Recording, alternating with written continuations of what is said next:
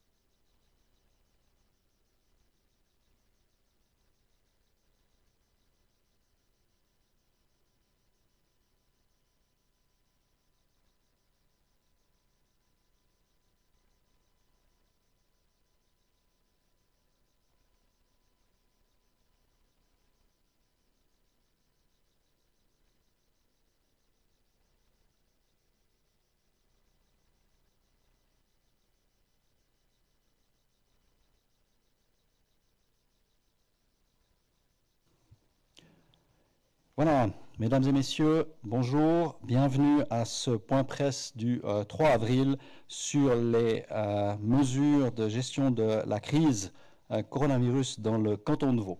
J'ai le plaisir de saluer la présence de Madame la conseillère d'État Cécile Amarel, chef du département de la formation, de la jeunesse et de la culture, qui est accompagnée par Monsieur Lionel Epron, directeur général de l'enseignement post-obligatoire, ainsi que de M. Denis Froidevaux, chef de l'état-major cantonal de conduite, qui interviendra également à ce point presse. Pour démarrer, je passe directement la parole à Mme la conseillère d'État, Cécile Amarel. Merci Monsieur Sautrel, bonjour à toutes et à tous. Vous le savez, un peu plus d'une semaine après notre communication sur l'école obligatoire, nous voulions aujourd'hui vous parler de la situation pour le post-obligatoire dans le canton de Vaud. C'est une situation que vous le savez qui est plus complexe, où vous le savez aussi que nous sommes en attente de décisions fédérales ou intercantonales. Mais si nous attendons, je peux d'ores et déjà vous dire que nous sommes dans une attente très active, puisque tous les jours nous travaillons et nous faisons valoir le point de vue vaudois dans toutes les instances et avec tous les partenaires, nous y reviendrons. Voilà, ça fait 3 semaines que les lieux de formation vaudois sont fermés, 3 semaines que nous réinventons l'école et la formation en général à distance avec des nouveaux outils, de nouvelles pratiques, des nouvelles habitudes qui commencent tout juste à se mettre en place et 3 semaines que nous vivons une situation tout à fait inédite au sein du département et que le Conseil d'État, on le sait, fait également face dans toute une série de domaines. Dans ce contexte, et même si je l'ai déjà dit, je voudrais prendre le temps de remercier d'abord vraiment les jeunes en formation, les enseignants, et aussi tous les formateurs professionnels, les directions, les familles qui soutiennent les jeunes en formation et tout le monde qui joue véritablement le jeu et qui prend ses responsabilités, aux enseignants aussi, évidemment, pour leur dire qu'ils ont su très vite s'adapter pour garantir le bon fonctionnement de l'enseignement à distance. Et en ce sens, je tiens vraiment à le remercier pour tout ça. Depuis 2 semaines, les apprentis, les élèves des gymnases se posent beaucoup de questions et sont préoccupés. Aujourd'hui, nous voulons essentiellement les rassurer, aussi vis-à-vis des enseignants ainsi que les proches qui entourent les jeunes en formation. Il s'agit surtout de baisser la pression dans cette période qui est si particulière, et ce même si on ne sait pas encore comment ou si les examens, en tout cas de maturité et de fin d'apprentissage et d'AFP, auront lieu. Mesdames et messieurs, quand je demande qu'on baisse la pression sur les élèves et leurs familles, ce n'est pas un vain mot, c'est vraiment essentiel. C'est un message qui s'adresse à tous les jeunes en formation obligatoire, mais aussi aux jeunes en formation du post-obligatoire, aux enseignants et puis aux parents. Nous allons vous présenter maintenant les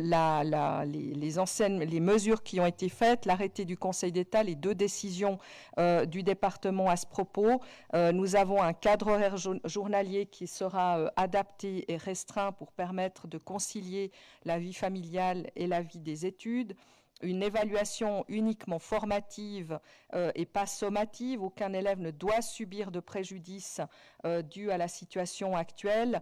Et dire aussi que l'enseignement à distance ne se substitue pas à l'enseignement en classe pour des raisons essentielles d'égalité de traitement. Et tout cela, nous allons vous le présenter immédiatement avec l'idée de faire baisser la pression sur les élèves, qu'ils soient en obligatoire ou post-obligatoire, en vous présentant les outils d'enseignement à distance, en vous présentant les mesures qui ont été prises au niveau du périmètre de compétences cantonales concernant l'année scolaire, pour expliquer que l'ensemble de ce qui a été fait durant l'année n'est absolument pas perdu et que nous avons d'ores et déjà pris des mesures au niveau de l'arrêté du Conseil d'État pour dire que, disons, toutes des dérogations seront faites au nombre minimal qu'il faut pendant l'année pour passer l'année.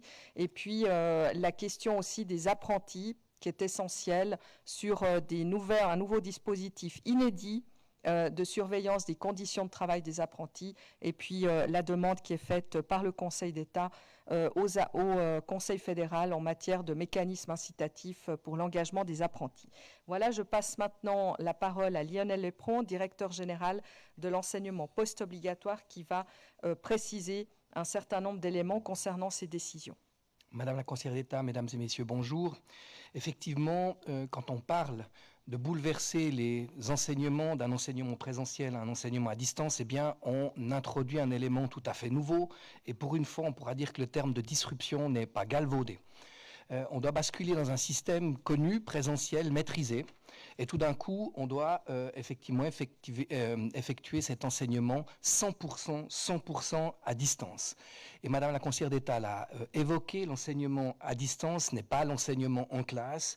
Il s'en distingue bien évidemment, notamment de par la qualité de la relation humaine qui est au fondement même de la relation pédagogique. Et tout d'un coup, il faut se réapproprier cette relation pédagogique à distance. Les mesures qui sont présentées aujourd'hui et qui fondent la décision de la chef de département, elles relèvent avant tout du bon sens. Ce bon sens vise, comme l'a dit Madame Amarelle, à diminuer la pression auprès de tous les acteurs de la formation. Et ces différentes mesures ont déjà été communiquées aux enseignants et aux enseignants par 2 courriers du 17 mars et du 31 mars. Donc nous n'inventons pas la roue aujourd'hui, mais nous précisons certaines des dispositions qui étaient attendues, non seulement à l'égard des enseignants, des élèves, mais aussi de leur famille. Un point qui est important, c'est bien évidemment la question des notes. Les notes sont suspendues aussi longtemps que l'enseignement présentiel n'aura pas été reconduit. C'est-à-dire nous ne faisons aucune évaluation qu'on appelle sommative, tout au plus nous encourageons les auto-évaluations, c'est-à-dire un travail d'appropriation de son travail et de jugement de son travail réalisé, et puis il est loisible aux enseignantes et enseignants d'avoir des évaluations de type formative, mais l'ensemble de ces évaluations ne se donne qu'à titre incitatif. Il n'y a donc pas, et ça c'est un des éléments fondamentaux pour faire baisser la pression, il n'y a donc pas de course aux notes, et ces notes actuellement sont purement indicatives.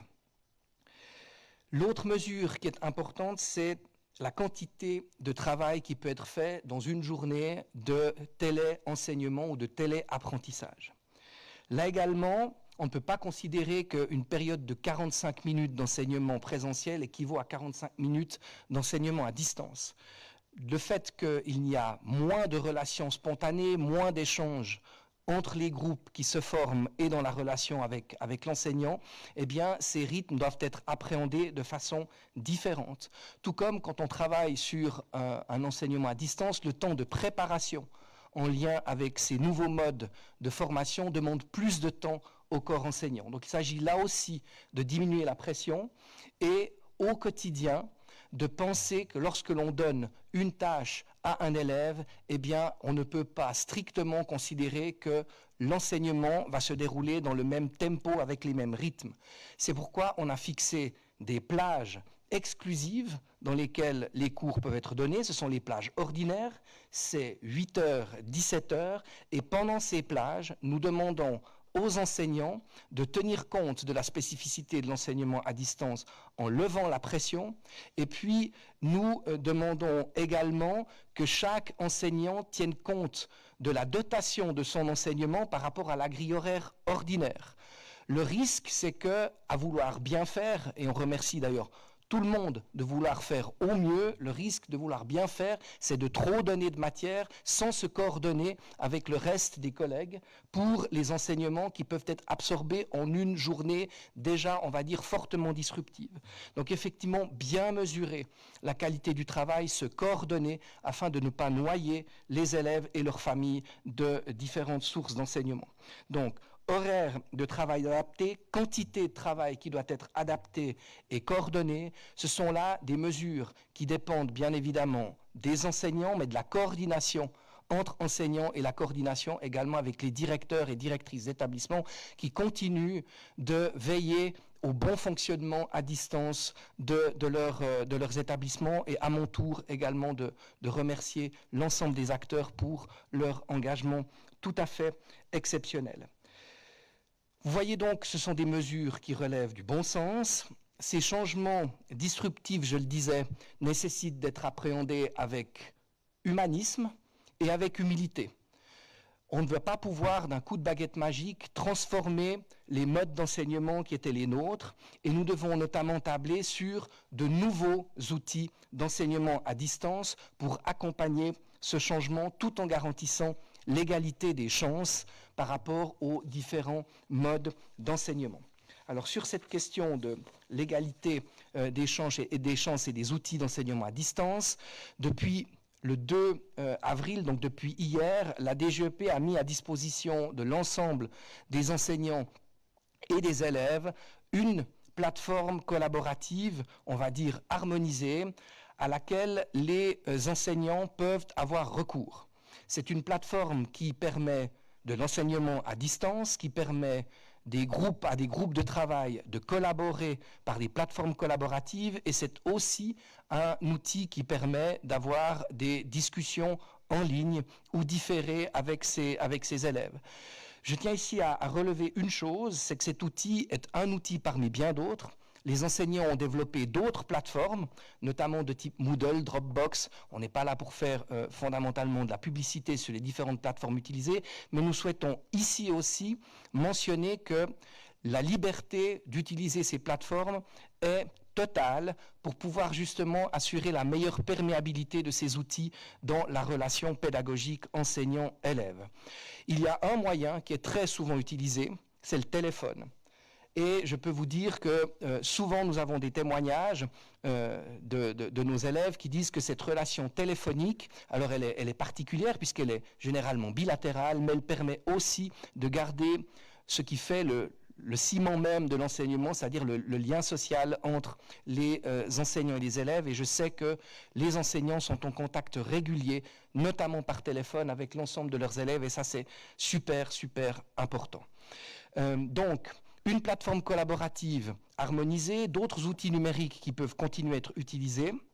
Nous avons aussi déployé énormément d'efforts pour que, en fonction de la disponibilité différenciée qu'ont les différentes familles et les élèves par rapport à des outils numériques, chaque élève puisse avoir notamment un outil numérique pour suivre ses enseignements à distance. Et un outil numérique, c'est au-delà d'un smartphone. Nous avons l'ensemble du parc informatique qui a pu être déployé dans les gymnases et nous sommes sur la bonne voie par rapport aux élèves de l'enseignement professionnel, les apprentis. Il nous manque sur les 25 000 apprentis, il nous manque 115 machines sur lesquelles nous travaillons ardemment pour pouvoir permettre à tout un chacun d'avoir une plateforme qui permet l'accès à cet enseignement à distance dans les meilleures conditions possibles. Donc, nous voyons bien qu'avec ces différentes mesures, et Madame la conseillère d'État l'a rappelé, nous sommes dans un monde véritablement nouveau, qui suscite des craintes et des appréhensions légitimes, et nous avons fait en sorte, avec les mesures qui sont détaillées dans la décision de la chef de département, pris des mesures de bon sens, en veillant à maximiser l'égalité de traitement, parce que, et ce sera le point suivant de ma prise de parole, eh bien, un des enjeux cruciaux, et c'est aussi là un des éléments qui fait souvent générer les plus grandes craintes, c'est la question des notes et c'est surtout la question des promotions et des examens de fin d'année. Et c'est sur ce point-là que j'apporte encore quelques éclairages. Non seulement les notes au sens chiffré du terme sont suspendues jusqu'au retour à l'enseignement présentiel, mais le Conseil d'État a également pris un arrêté qui suspend la mise en œuvre des articles à la fois qui concernent les gymnases et la formation professionnelle, qui concernent le nombre de notes minimales qui doivent être faites au semestre ou à l'année. Donc cette pression-là aussi, elle s'arrête, et tant et aussi longtemps que l'arrêté du Conseil d'État est en vigueur, eh bien les notes minimales telles qu'elles sont codifiées sont suspendues. Ça aussi, c'est un élément important pour faire baisser la pression et redonner de la confiance. Maintenant, nous sommes, Madame Amarelle l'a évoqué, dans des attentes de décisions qui sont tout à fait cruciales et cardinales. Les notes, c'est de notre compétence. La reconnaissance des titres, et ça c'est différent de l'enseignement obligatoire, la reconnaissance des titres ne dépend pas strictement du droit cantonal. Elle dépend du droit fédéral, soit par des directives de la conférence des chefs de département de l'instruction publique pour ce qui concerne l'enseignement gymnasial, les enseignements qui sont donnés au gymnase, ou la loi fédérale sur la formation professionnelle en ce qui concerne les CFC, les AFP. Et nous sommes, je veux dire, au quotidien sur le pied de guerre dans des échanges avec nos partenaires fédéraux pour avoir une solution la plus rapidement possible en ce qui concerne la situation des apprentis. Là, il devrait y avoir une décision le 9 avril ou très proche du 9 avril, puisqu'il y a une rencontre au sommet entre les trois partenaires de la formation professionnelle que sont la Confédération, les cantons et les organisations du monde du travail. Et puis, les cantons, à l'échelle intercantonale, se sont entendus pour que la décision relative aux examens dans les gymnases soit connue au plus tard au début mai. Je comprends bien que c'est un des sujets qui est le plus brûlant actuellement et pour le moment, malheureusement, nous ne pouvons pas vous donner la réponse ferme et définitive sur ces deux échéances et surtout sur quel sera le contenu des décisions intercantonales et fédérales prises, mais vous savez maintenant qu'il y a un timing et que le canton de Vaud œuvre à la solution la plus pragmatique et la plus efficiente possible pour que tout un chacun et toute une chacune sache quelle sera l'issue de son année, avec une volonté d'être bien évidemment le plus juste, mais aussi tenir compte de la particularité de cet enseignement à distance qui rend les évaluations sommatives véritablement problématiques en ces périodes de pandémie et d'enseignement à distance. Voilà ce que j'avais à dire sur ces différents points. Merci beaucoup. Je vais passer maintenant sur le volet plus spécifique aux apprentis.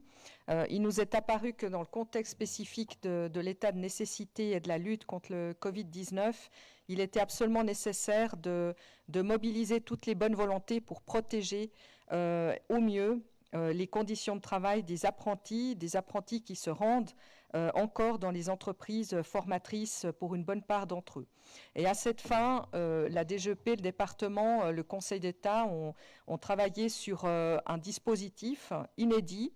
Et c'est vrai que c'est un dispositif qui est, je l'espère, puissant, puisque le Conseil d'État a mandaté les 65 commissaires d'apprentissage, les commissaires professionnels vaudois, pour contribuer à une surveillance accrue du respect strict, non seulement des conditions sanitaires, mais aussi des conditions de formation pour les apprentis. Et donc la Direction générale de l'enseignement post-obligatoire va veiller à ce que ces contrôles soient réguliers, qu'ils soient proportionnés à la situation qui prévaut dans les différents secteurs du marché du travail. Et le département de la formation signalera au service de l'emploi toutes les situations qui requièrent une action correctrice, en particulier notamment les actions en lien avec la fermeture d'un certain nombre d'entreprises qui devraient ne pas respecter en fait non seulement les conditions sanitaires, mais aussi les conditions de formation des apprentis. C'est un dispositif inédit. C'est vrai que c'est 65 commissaires professionnels qui vont être réquisitionnés pour faire ce travail de contrôle. Pour nous, c'est très important que, puisque nous sommes dans une situation qui va perdurer et qui a vocation à perdurer, eh bien que nous puissions offrir un maximum de conditions les plus optimales possibles aux apprentis pour qu'ils puissent continuer à se former et évidemment avec le respect des règles sanitaires. Ça, c'était ce que nous voulions vous dire pour vous dire que nous comptons vraiment protéger en fait les apprentis sur leur lieu de travail et par rapport à leurs conditions de formation. Vous savez, nous sommes au mois d'avril, à quelques mois de potentiels examens, donc il est important que, en tout cas, l'essentiel des apprentis puissent continuer à se former correctement. Et puis, enfin, le dernier élément, nous aimerions vraiment que les entreprises, les PME puissent, malgré ce contexte, engager et continuer à former des apprentis à la rentrée d'août prochain. C'est absolument essentiel parce que l'objectif aujourd'hui est de pouvoir proposer via le Conseil d'État, c'est une lettre que le Conseil d'État va adresser au Conseil fédéral, mais c'est aussi une proposition qui a été portée au sein de la CDIP, la conférence des directeurs de l'instruction publique, et qui a été unanimement bien reçue, puisque l'idée de la proposition vaudoise, c'est vraiment qu'on puisse offrir un soutien financier aux entreprises pour qu'elles pérennisent vraiment leur mission spéciale de formation ces prochains mois. Nous considérons qu'une aide cruciale pour les petites entreprises qui ont peu de personnel et peu de réserves financières serait important pour justement faire en sorte qu'on puisse continuer dans le modèle de la formation duale suisse et c'est pourquoi nous proposons quelques modèles qui mériteraient d'être étudiés.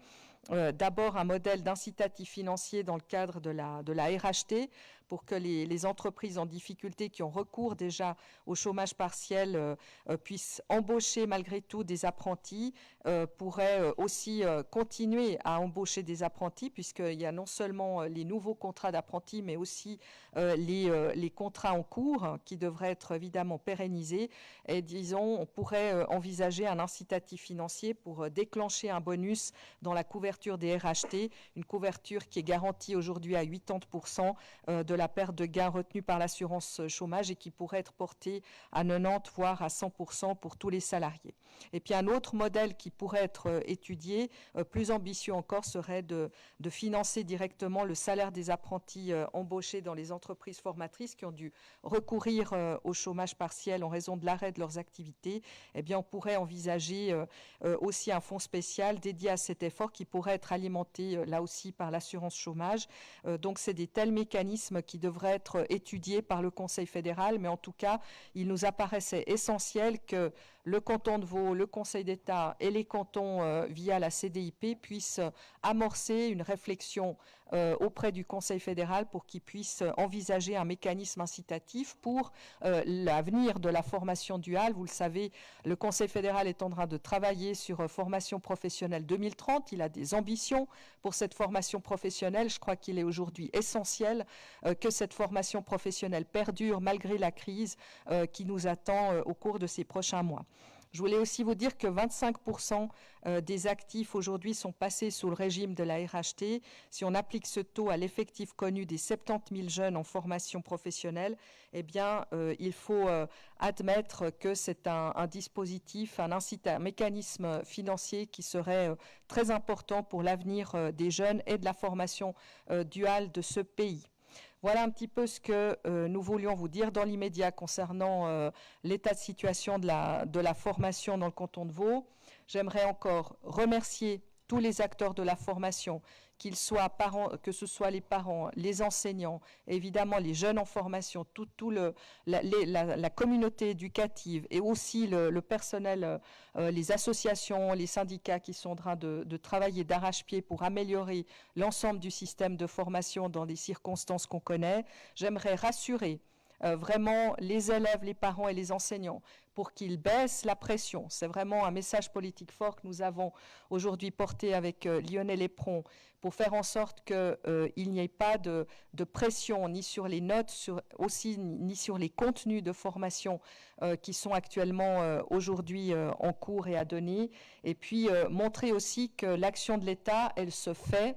Je peux vous dire que le département travaille d'arrache-pied au cours de ces dernières semaines pour faire en sorte, dans le cadre de nos compétences, de mettre en place un dispositif qui soit le meilleur possible pour que les jeunes continuent à se former et pour que ce soit fait malgré les circonstances actuelles de la meilleure des manières possibles. Voilà, Monsieur Sautrel, ce que nous voulions vous dire dans l'immédiat concernant le système de formation vaudois. Merci Madame la conseillère d'État. Nous allons maintenant passer au bilan sanitaire avec quelques chiffres que je me permettrai de commenter rapidement. Tout le détail se trouve sur le site vd.ch coronavirus avec des tableaux complets. Actuellement dans le canton de Vaud, c'est plus de 3639 personnes qui ont été testées positivement au coronavirus avec quelques 390 hospitalisations dans les différents hôpitaux du canton. Sur ces 390 hospitalisations, 83 personnes sont actuellement aux soins intensifs et prises en charge, donc en dessous de la capacité actuelle que offrent les hôpitaux vaudois, puisqu'on a largement plus de 120 places disponibles en soins intensifs sur l'entier du canton, et puis plus de 300 personnes sont dans les soins aigus, que vous retrouvez sur le tableau qui est actuellement présenté. L'autre tableau correspond à la courbe des âges pour les personnes qui sont confirmées positives, cumulées par classe d'âge. On voit qu'il n'y a pas de grosse évolution sur le ratio et les pourcentages entre les différentes classes d'âge. À peu près le 2/3 des personnes contaminées ont moins de 65 ans. En ce qui concerne les personnes décédées, là aussi, une évolution qui se fait. On est actuellement à 107 personnes décédées du virus depuis le début de la pandémie dans le canton, avec cette augmentation progressive jour après jour, avec une courbe qui est toujours identique. Vous retrouverez sur le site d'autres tableaux plus détaillés par rapport à ces statistiques que je ne commenterai pas plus que cela. Et maintenant, pour la suite de la présentation, je passe la parole au chef de l'état-major cantonal de conduite, M. Denis Froidevaux. Merci Jean-Christophe. Madame la conseillère d'État, mesdames et messieurs, comme l'a dit Madame Amarel, ça fait 3 semaines qu'on est, nous, peut-être un tout petit peu plus plongés dans cette situation totalement inédite, dans cette terra incognita en termes d'impact de la crise sur le fonctionnement global de la société. Et il faut ici souligner le fait qu'il y a des milliers d'hommes et de femmes qui sont engagés au quotidien pour essayer d'apporter des solutions, pour essayer de gérer les mesures qui ont été décidées par le Conseil fédéral et ou par le Conseil d'État. Parmi ces moyens, j'aimerais citer les 859 personnes de la protection civile, j'y reviendrai tout à l'heure. C'est un chiffre qu'on n'a jamais atteint à ce jour. 470 de la Direction générale du numérique et des systèmes d'information, je le dis et je le répète à chaque conférence de presse, cette prestation est essentielle pour permettre à l'administration cantonale de continuer à travailler, de disposer des outils, des systèmes, des réseaux qui permettent de fournir un travail et des prestations de qualité au profit de la population vaudoise. Quant aux 632 policiers vaudois engagés 24 heures sur 24, ils agissent sur l'ensemble du territoire cantonal avec, il faut le dire, des difficultés quant à l'application des directives OFSP en particulier pour ce qui concerne les rassemblements de plus de 5 personnes et les mesures de distanciation de 2 mètres. C'est tout à fait logique, on s'y attendait, l'arrivée des beaux jours, le besoin de sortir, le besoin de s'aérer physiquement, psychologiquement a des conséquences et aussi chez les jeunes, la tendance à avoir des comportements tels qu'ils avaient avant le début de cette crise est là. Nous aimerions une nouvelle fois lancer un appel à chacune et à chacun pour qu'il applique ces directives, en particulier pour ce qui concerne les groupes de jeunes. Nous sommes tout à fait conscients des difficultés que ça représente par rapport au mode de vie qu'ils ont de vivre en groupe, mais c'est vraiment essentiel pour protéger les parties de notre société les plus exposées, c'est-à-dire les 65 ans et plus. Et puis viennent nous aider dans tout ce dispositif qui n'a qu'un seul objectif, je le dis et je le répète, c'est de créer les conditions favorables au dispositif sanitaire et à faire en sorte de limiter la propagation de ce virus. Nous avons 104 soldats sanitaires qui sont actuellement engagés dans les différents EMS et établissements hospitaliers du canton. En termes de dénonciation, entre hier et aujourd'hui, pour s'arrêter à chiffres, on a 69 amendes d'ordre et 9 dénonciations. C'est toujours pour les mêmes raisons, c'est toujours des groupes, c'est toujours le non-respect des mesures de distanciation. Et on voit que là, on est toujours à peu près dans les mêmes difficultés. Elles vont aller croissantes, on s'y attend ce week-end et le week-end prochain. J'aurai l'occasion de revenir sur une mesure qu'on va tenter à titre de laboratoire ce week-end pour essayer d'agir différemment, en particulier vis-à-vis des jeunes. Lors de la conférence de presse de mercredi, Monsieur le conseiller d'État Lebas a présenté la directive signée par lui et par Madame la conseillère d'État Ruiz concernant les produits de jardinage et de garden center. Le Conseil fédéral a apporté une précision aujourd'hui et le Conseil d'État avait bien énoncé lors de la présentation de cette directive le 1er avril que c'était sous réserve des décisions fédérales. Et nous avons harmonisé cette directive. En fait, maintenant, il n'y a plus de distinction entre les différents types de garden center avec ou sans zone d'alimentation. Il n'y a pas de notion d'extension des produits de consommation de base. Il y a l'obligation de procéder à des précommandes par téléphone, par voie électronique ou par d'autres moyens que les fournisseurs mettraient en place, plateforme Internet, etc. Et puis, ces centres ont l'obligation de mettre en place une zone de chargement extérieure à leur commerce. C'est une sorte de système en franglais, pick and pay, pour éviter tant que faire se peut que les gens rentrent en contact dans ces lieux de vente. Ça ne change pas l'esprit de la décision prise au travers de cette directive du Conseil d'État qui est de permettre aux gens d'accueillir ces biens et puis pour ceux qui ont la chance de pouvoir cultiver un lopin de terre, un jardin, un balcon, de pouvoir aussi par ce biais-là soulager un peu la pression des mesures d'éloignement. Je reviens sur la protection civile parce que c'est important de souligner qu'on est à plus de 10 000 jours de service maintenant qui sont effectués, c'est du jamais vu. On travaille sur plus de 80 EMS sur le territoire cantonal. On travaille dans plus de 7 hôpitaux au profit du système de santé. Ces prestations sont vraiment appréciées de la part du personnel médical et sanitaire ou paramédical. Et on sait qu'on va encore augmenter par rapport surtout aux EMS où on a des difficultés croissantes par rapport à l'absentéisme, par rapport au personnel qui est touché. Et puis là, il faut bien se rendre compte qu'on va au-devant de problèmes assez importants et je pense qu'on doit vraiment concentrer tous nos efforts maintenant sur ces lieux de vie, que ce soit MS ou autre. Je parlais du dispositif mis en place pour faire respecter l'interdiction de rassemblement de plus de 5 personnes et la distanciation de 2 mètres. Depuis ce week-end, nous allons mettre un dispositif de prévention auprès des jeunes. Ça veut dire qu'on va tenter d'aller au-devant des jeunes en parlant au moyen de jeunes qui vont parler aux jeunes dans leur langage, dans leur approche, dans leur compréhension.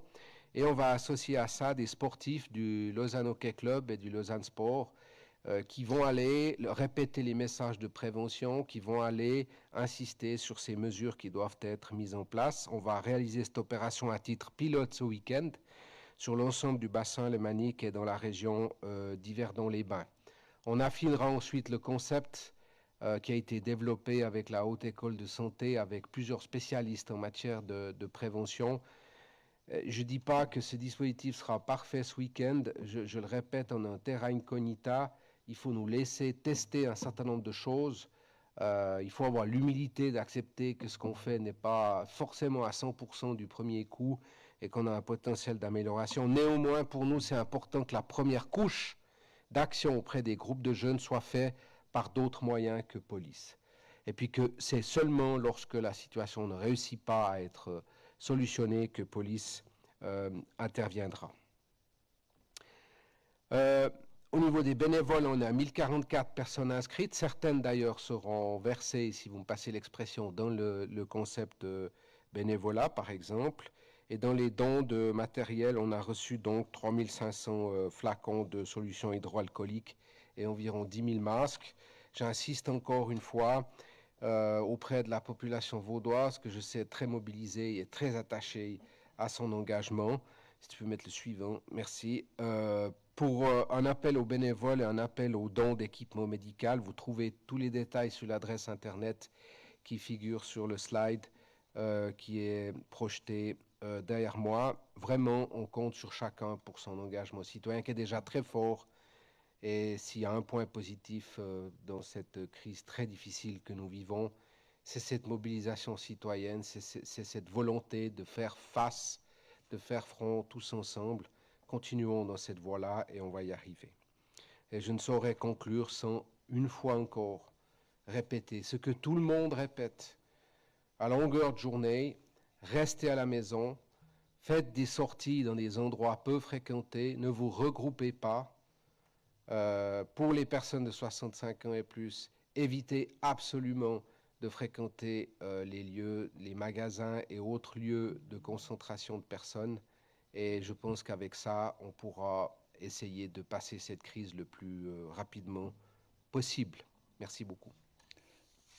Merci Denis Froidevaux pour ces informations.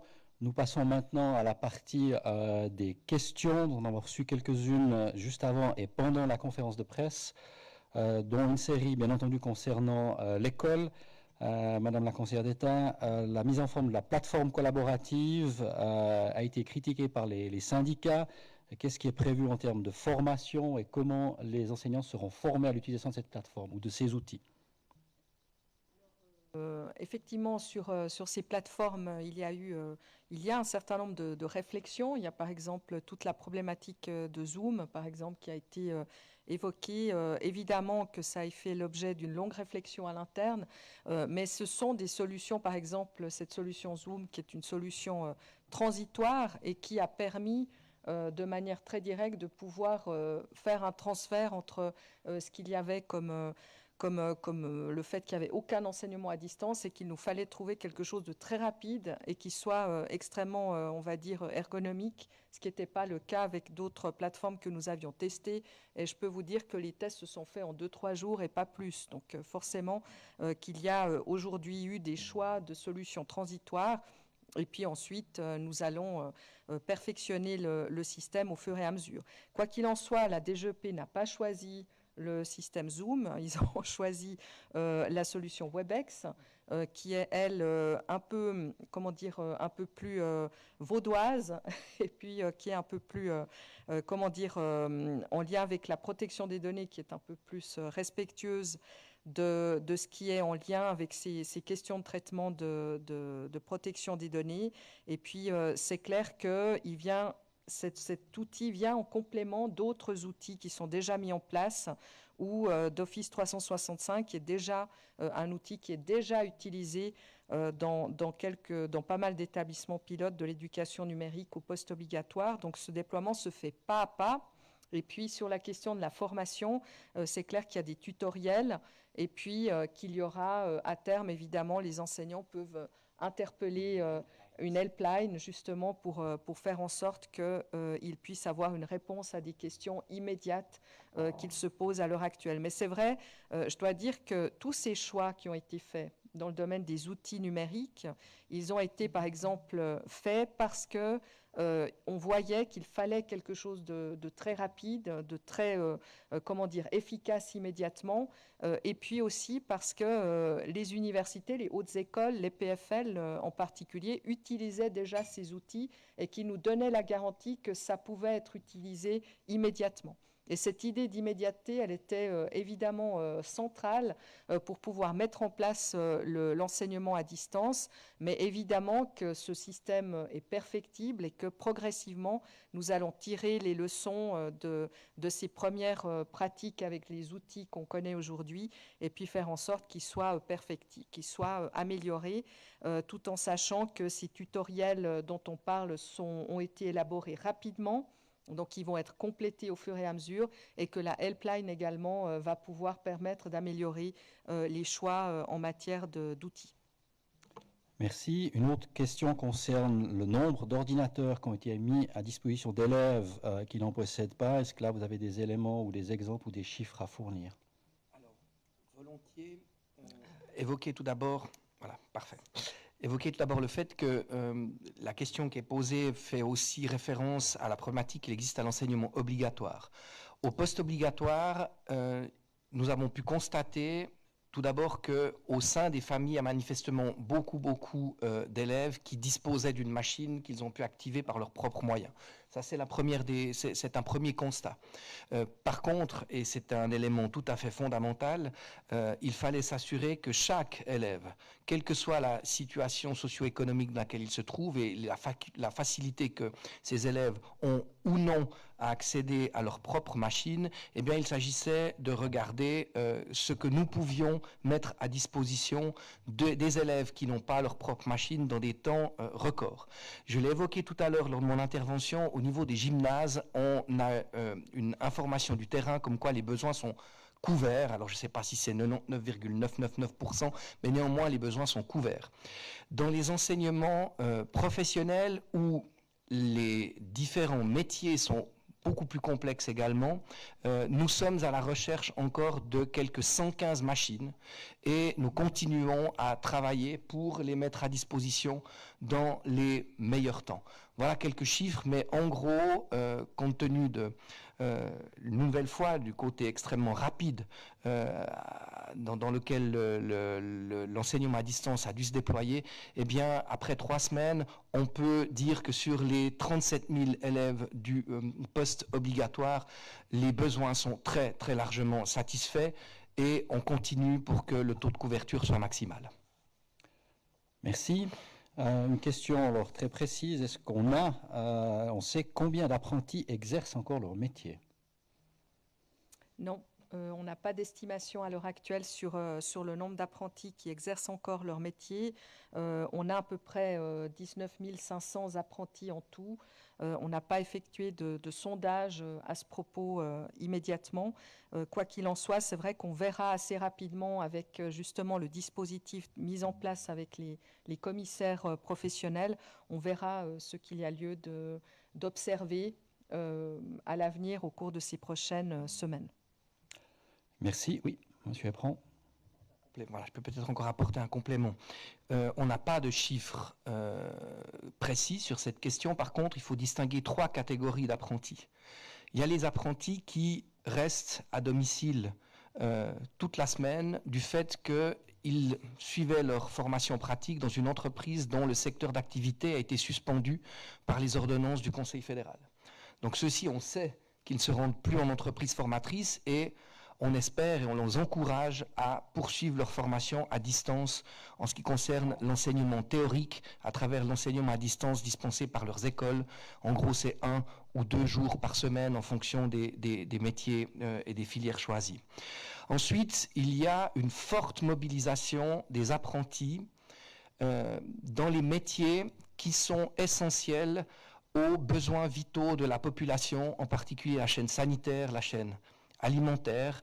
Et j'ai été régulièrement en contact ces 3 dernières semaines par téléphone avec nombre de ces apprentis qui véritablement se mobilisent pour les biens de la population. Et ça aussi, ça mérite un grand coup de chapeau. Ce sont des gens extrêmement responsables, ces jeunes, qui font preuve de solidarité. Il y en a même qui veulent faire plus que ce qui est exigible au regard du droit du travail. Ils voudraient faire des heures supplémentaires. Donc là, on veille à ce que ça ne soit pas le cas.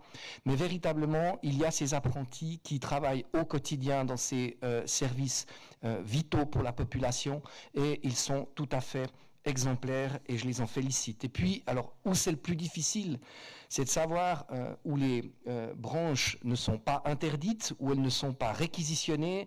Et là, ça dépend beaucoup de l'attitude des entreprises formatrices et surtout de leur capacité à suivre les prescriptions sanitaires de l'OFSP.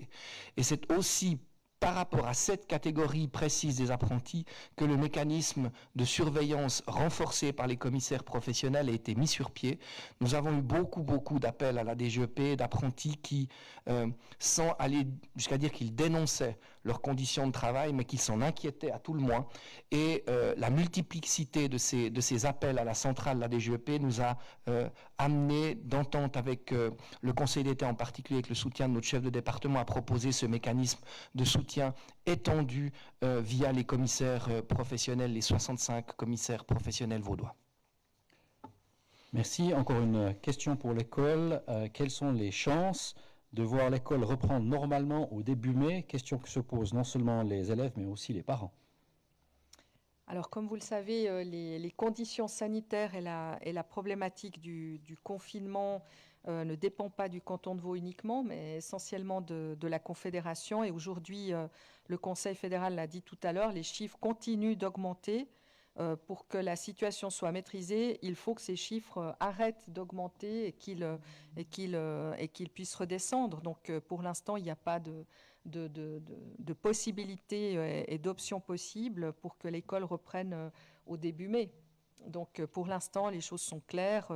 On va voir ce que dira le Conseil fédéral le 19 avril, puisqu'il doit renouveler son ordonnance 2 Covid-19. Et puis, il y a quand même un scénario plausible qui consiste à maintenir cette volonté de confinement pendant, en tout cas, plusieurs semaines et échapper, en tout cas, à des scénarios qui pourraient contribuer à justement faire tasser les augmentations et puis ensuite les voir remonter comme ça a été vu dans un certain nombre de pays où il y avait des effets de vaguelettes qui sont évidemment très problématiques du point de vue sanitaire. Merci. Une question concernant le stock de matériel sanitaire et matériel de protection.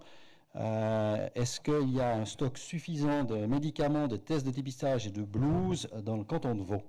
Je ne sais pas si M. Fralot veut répondre. Alors, je n'ai pas les dernières informations concernant les tests, mais concernant les blouses, la réponse elle est négative. On est toujours en train de chercher des solutions d'urgence qu'on est en train de trouver, en tout cas pour répondre partiellement à cette question de besoin de protection corporelle pour le personnel.